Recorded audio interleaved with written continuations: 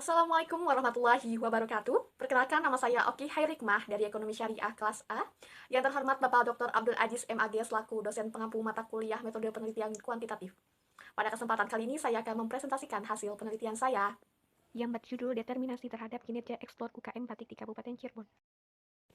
Hal ini dilatar belakangi dengan adanya pengangguran, kemiskinan, dan eksploitasi lingkungan secara masif yang pada akhirnya berujung pada ketimpangan pertumbuhan sosial dan ekonomi yang membutuhkan solusi sehingga mampu meningkatkan kehidupan masyarakat dengan tetap melestarikan budaya dan adat istiadat yang ada.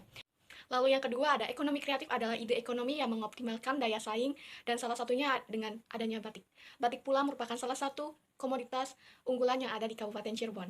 Lalu faktor yang melatar belakangi saya untuk mengambil penelitian ini adalah hal ini harus diselaraskan dengan kinerja, inovasi produk, dan juga pemasaran yang mumpuni bagi para pelaku UKM agar tetap mampu mempertahankan dan meningkatkan kualitas produknya. Lalu faktor yang mempengaruhi saya untuk mengambil judul ini adalah sektor batik di Indonesia berkembang tidak hanya dari sisi penjualannya saja, tetapi juga dari sisi ekspornya.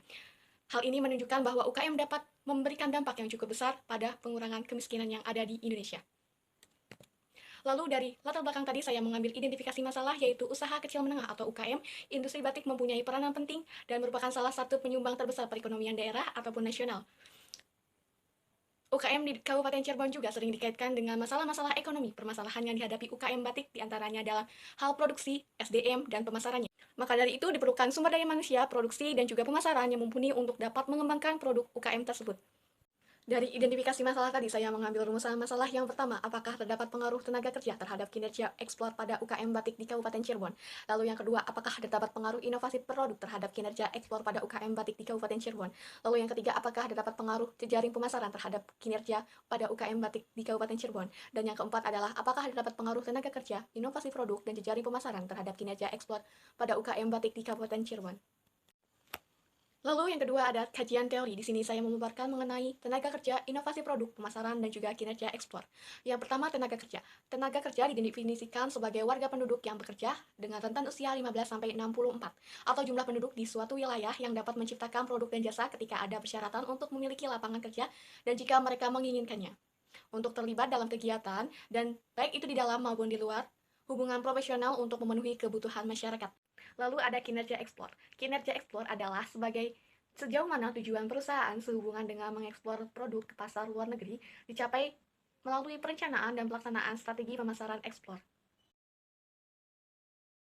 Lalu yang selanjutnya ada hasil dan pembahasan. Dari hasil uji instrumen penelitian, yaitu uji validitas berdasarkan gambar di layar, yang merupakan hasil validitas dari tenaga kerja, inovasi produk, jejaring sosial, atau pemasaran, dan juga kinerja ekspor, dapat disimpulkan bahwasannya seluruh pernyataan dan pertanyaan dalam kuesioner dinyatakan valid karena R hitung lebih besar daripada R tabel, di mana R tabelnya itu adalah 0,1966.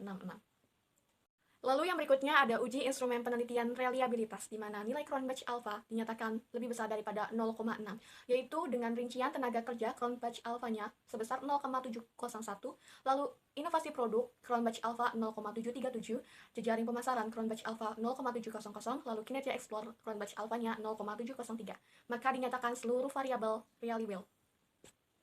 Lalu yang berikutnya ada hasil uji asumsi klasik. Saya menggunakan hasil uji normalitas yang dimana uji Kolmogorov-Smirnov dinyatakan signifikan, yaitu 0,131 lebih besar daripada 0,05 yang menunjukkan bahwa data berdistribusi normal.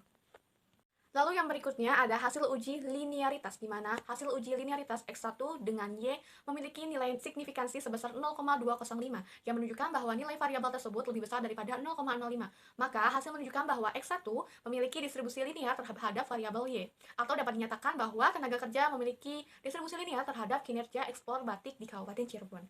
Lalu yang kedua ada variabel X2 terhadap Y memiliki signifikansi sebesar 0,146, yang menunjukkan bahwa nilai variabel tersebut lebih besar daripada 0,05 dan dapat disimpulkan pula bahwa X2 memiliki distribusi linear terhadap variabel Y. Atau inovasi produk dinyatakan memiliki distribusi linear terhadap kinerja ekspor UKM batik di Kabupaten Cirebon. Lalu, hasil dari uji linearitas yang ketiga, yaitu variabel X3 terhadap Y yang memiliki nilai signifikansi 0,938, yang menunjukkan bahwa nilai variabel tersebut lebih besar daripada 0,05, yang menyatakan bahwa X3 memiliki distribusi linear terhadap variabel Y, atau dapat dikatakan pula bahwa pemasaran memiliki distribusi linear terhadap kinerja ekspor UKM batik di Kabupaten Cirebon. Lalu berikutnya ada hasil uji heteroskedastisitas, di mana dapat terlihat dalam layar bahwa berdasarkan gambar, bahwa titik-titik tersebut tersebar dan tidak membentuk pola tertentu seperti gelombang ataupun garis, maka hal ini menunjukkan bahwasannya tidak menunjukkan tanda-tanda adanya heteroskedastisitas. Lalu yang berikutnya ada hasil uji multikolinaritas, di mana X1 terhadap Y diketahui bahwa nilai tolerans sebesar 0,969 atau dapat dinyatakan lebih besar daripada 0,10 dan nilai FIF sebesar 0,032 atau kurang dari 0,10,00 sehingga dapat disimpulkan bahwa tidak terjadinya gejala dari adanya multikolinaritas. Dan begitupun X2, X3 tidak terjadi gejala multikolinaritas. Lalu yang berikutnya hasil uji regresi linear berganda. Dan tertera pada layar bahwasanya adanya tabel di situ dapat dirumuskan persamaan regresi linear berganda, yaitu Y sama dengan 7,208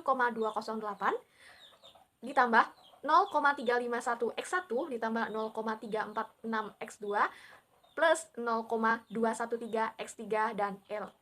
Lalu yang berikutnya ada hasil uji T. Diketahui bahwasannya nilai T hitung 5,361 dan T tabel 1,660, maka T hitung lebih besar daripada T tabel dengan nilai signifikansi 0,000 dan atau signifikansi hitung kurang dari 0,05 dan dinyatakan HO ditolak dan HA diterima. Dan dapat disimpulkan bahwasannya X1 terdapat pengaruh terhadap Y. Dan begitupun X2 dan X3, yaitu HO ditolak dan HA diterima. Lalu hasil uji F diketahui bahwasannya nilai F hitung 504,604 dan F tabel 2,70, maka F hitung lebih besar daripada F tabel dengan nilai signifikansi 0,000 atau signifikansi hitung kurang dari 0,05 sehingga HO ditolak dan HA diterima. Dan dapat disimpulkan bahwasannya X1, X2, X3 terdapat pengaruh terhadap Y, atau dapat kita ketahui juga bahwasannya tenaga kerja, inovasi produk, dan juga pemasaran terdapat pengaruh secara simultan terhadap Y, yaitu kinerja UKM batik di Kabupaten Cirebon. Lalu yang berikutnya ada hasil uji koefisien determinasi yang dinyatakan pada layar bahwasannya nilai adjektif R square dinyatakan 0,939 yang artinya variabel tenaga kerja, inovasi produk, dan juga pemasaran mempengaruhi kinerja UKM ekspor di Kabupaten Cirebon yaitu sebesar 93,9%. Dan juga memberikan arti bahwa masih terdapat variabel yang lain yang tidak diteliti oleh peneliti saat ini yang dapat mempengaruhi kinerja UKM batik di Kabupaten Cirebon. Lalu terdapat kesimpulan bahwasannya faktor tenaga kerja berpengaruh secara positif signifikansi terhadap kinerja ekspor ke UKM batik di Kabupaten Cirebon. Lalu yang kedua ada faktor inovasi produk yang mempengaruhi secara positif signifikans terhadap kinerja ekspor UKM batik di Kabupaten Cirebon. Lalu yang ketiga ada faktor jejaring pemasaran berpengaruh secara positif signifikan terhadap kinerja UKM ekspor batik di Kabupaten Cirebon. Lalu yang keempat, bahwasannya tenaga kerja, inovasi produk, dan juga pemasaran berpengaruh secara simultan terhadap kinerja ekspor UKM batik di Kabupaten Cirebon. Dan berikut adalah implikasi dari adanya penelitian ini. Dan itulah hasil penelitian yang saya paparkan. Kurang lebihnya mohon maaf. Terima kasih. Wassalamualaikum warahmatullahi wabarakatuh.